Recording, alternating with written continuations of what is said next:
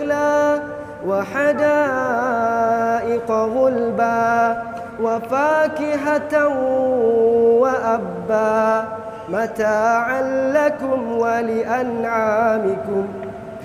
فإذا جاءت الصاخة يوم يفر المرء من أخيه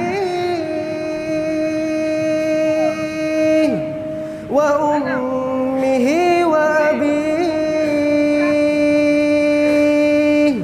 وصاحبته وبنيه